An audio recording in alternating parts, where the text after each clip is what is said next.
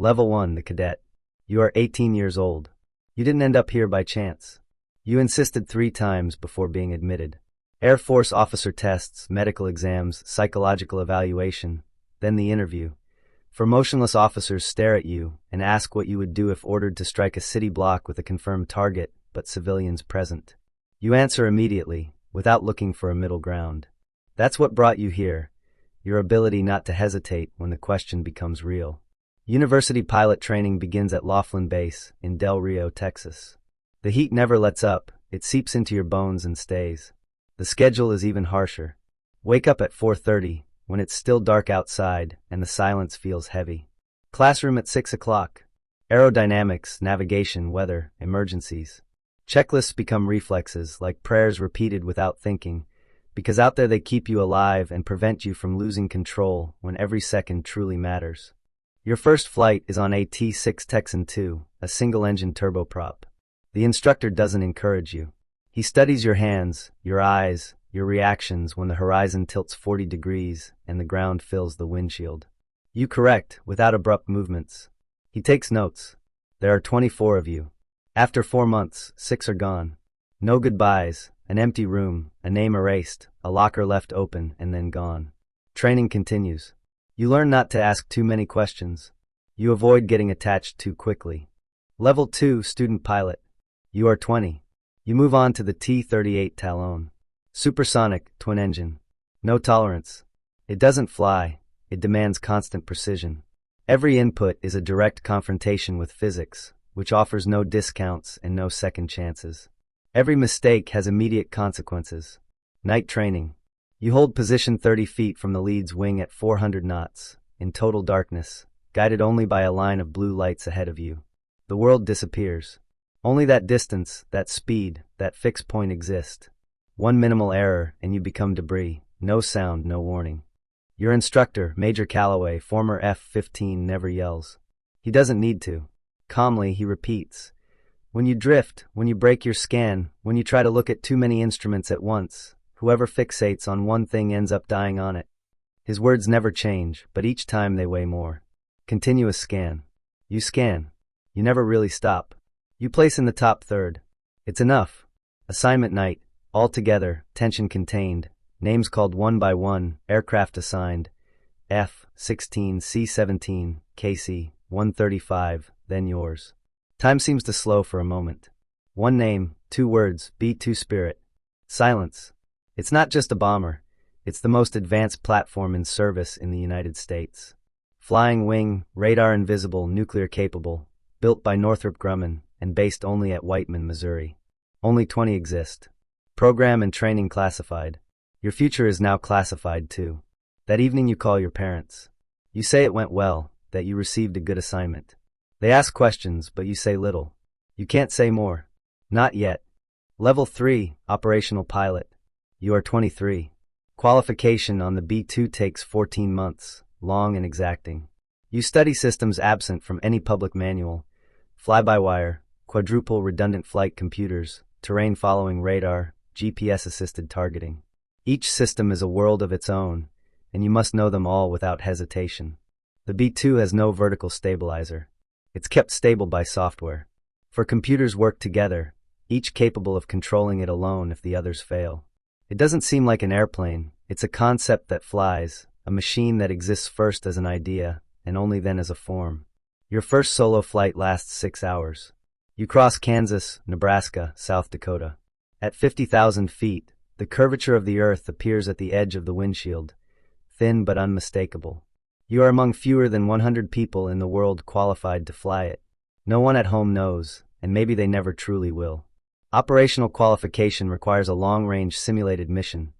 Takeoff from Whiteman, refueling over the Pacific, entry into simulated air defenses, release on assigned coordinates, return, and landing. 32 hours total, with no real breaks, no possible distractions. Only procedures, attention, endurance. You complete it without procedural errors. No deviations, no out-of-standard corrections. The evaluator signs and says only, "Welcome to the 393rd.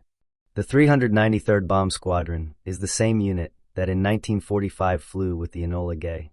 Now you truly understand what that number means, and what it carries. Level 4, Aircraft Commander. You are 27. You now occupy the left seat. The responsibility is entirely yours: aircraft, mission, and the person beside you. The B-2 operates with only 2 crew members. In a single sortie, you and your co-pilot manage a payload capable of altering a conflict, up to 16 B-61s, or 12 freefall nuclear weapons, or 8,500 pounds of conventional ordnance. The aircraft's value exceeds $2.1 billion. Your operational record is classified at levels many generals will never access. Every detail you handle, every decision you make, exists within an information perimeter that leaves no public trace. Your first real deployment takes you to Diego Garcia, a joint United States-United Kingdom installation in the Indian Ocean. From that runway, the B-2 can reach almost any point on the globe without refueling. You execute Pacific profiles or readiness missions that are neither announced nor publicly acknowledged. Everything happens without visible trace, without official confirmation, as if it never occurred. The hours accumulate in operational silence. One night, an alert triggers. This time it's real. You and your co-pilot, Captain Reyes, receive coordinates, target package, time window. You remain in the cockpit for hours, motionless, while strategic decisions are made on the other side of the world. Time stretches. Each minute weighs more than the last.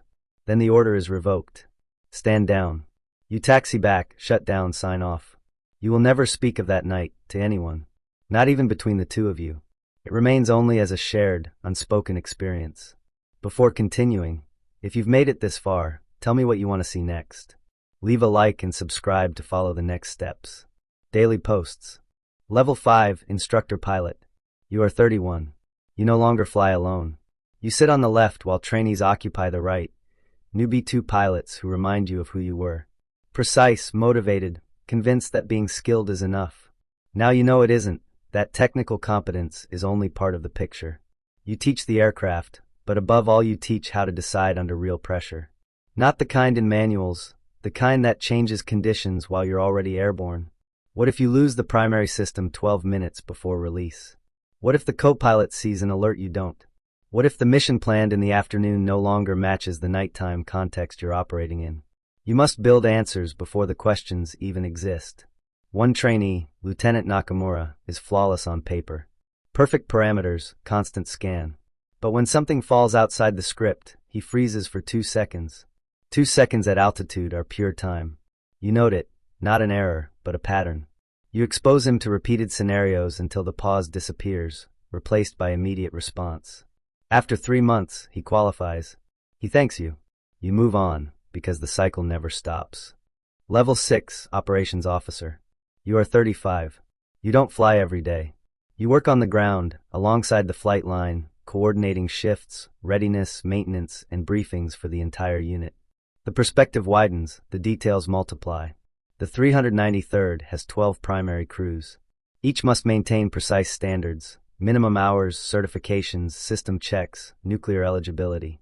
Your task is to make everything function together without wearing down either machines or people. Every delay, every error, propagates along the operational chain. Briefings change language. You no longer hear mission, but posture. Nuclear posture, strategic posture, deterrence. The picture expands. You no longer manage individual operations, but a continuous balance between capability, perception, and response. A surprise inspection from Global Strike Command arrives. 3 intense days. Every detail checked, every timing measured. No room for approximation. An error emerges, a maintenance discrepancy recorded improperly. Formally minor, but in the nuclear domain, there are no minor errors.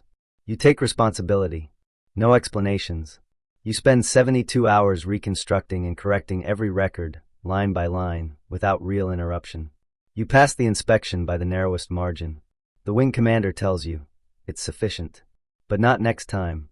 You fix everything before it can happen again, eliminating every remaining possibility of error. Level 7, Squadron Commander. You are 40. You lead the 393rd, about 300 people, air crews, technicians, intelligence, and support, all part of a chain that reaches to the Oval Office. Every local decision can have strategic consequences. Your aircraft are on real, continuous alert. This is not theory. At any moment, one can take off within minutes of a valid order. The entire system is built for that. You organize rotations between alert, training, and recovery. Sleep becomes an operational variable. You manage it with the same care reserved for fuel or systems. A pilot, Lieutenant Colonel Ferris, proposes a route change to improve fuel efficiency. The data is correct. The reasoning too. You refuse. He asks why. You tell him, every deviation requires authorization. Every authorization takes time. And time is the one variable this system cannot afford to treat lightly, even when the improvement seems logical. He nods, but he isn't convinced. You recognize it. Once that was you. Now you are on the other side of the decision. Level 8, Wing Commander. You are 45. You are in command of the 5009th Bomb Wing, the only B-2 wing in existence. Your responsibility includes aircraft, personnel, infrastructure, and nuclear weapons stored in reinforced bunkers beneath the soil of Missouri. You no longer manage just operations. You manage a complete system, where every element is interdependent and no margin is ever truly neutral. You travel often: Washington, Stratcom headquarters in Omaha, briefing rooms at the Pentagon. You sit at tables where maps have no labels, because those present don't need them. Red circles are enough. Distances are implicit, so are the consequences. During a briefing, a general you've worked with for years opposes a change in readiness posture. His arguments are coherent, supported by solid data. The room is on his side. You are not. And you say so, without changing your tone. The silence that follows is different from all the others. It isn't tension, it's registration. You lay out your point precisely, without raising your voice. You speak about maintenance cycles, accumulated crew fatigue, operational risks during an overly rapid transition. You are not challenging the idea. You are redefining the context. The general doesn't reply immediately. 3 weeks later, the proposal is revised. Not eliminated, adjusted. No one publicly links the change to your intervention. It isn't necessary. Level 9, Strategic Commander. You are 51. You are a general officer. 2 stars. You now contribute to decisions on bomber force structure, nuclear modernization timelines, and the integration of the B-21 Raider into the operational line. The B-21, developed by Northrop Grumman under a contract awarded in 2015, is intended to progressively replace the B-2. Same missions, but with updated stealth technology, lower costs, and greater numbers. You have access to classified data. It isn't theoretical. It's already a reality in development.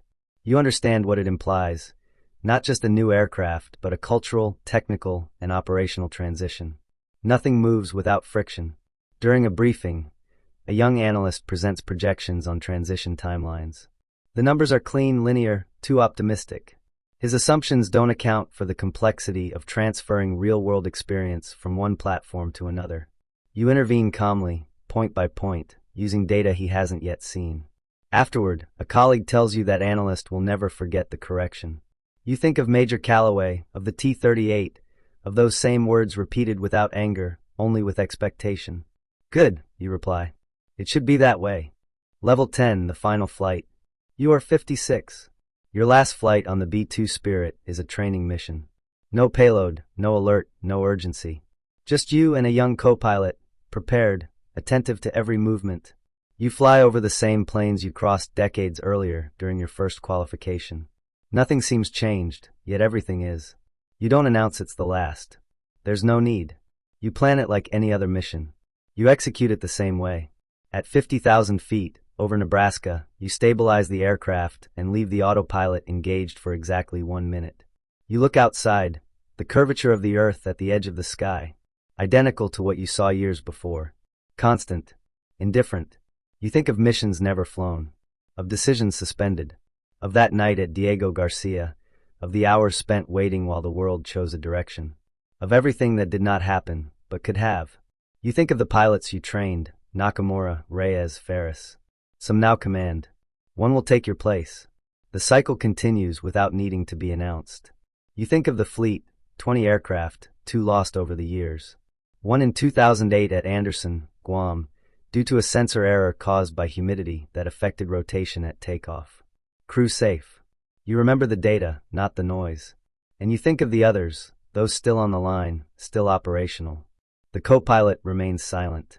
He senses that something is changing, without needing an explanation. You begin the descent toward Whiteman. You land with precision, as always.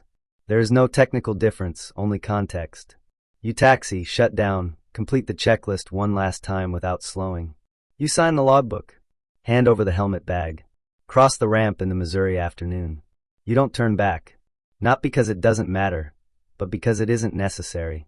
33 years, 20 aircraft, one mission, absolute secrecy.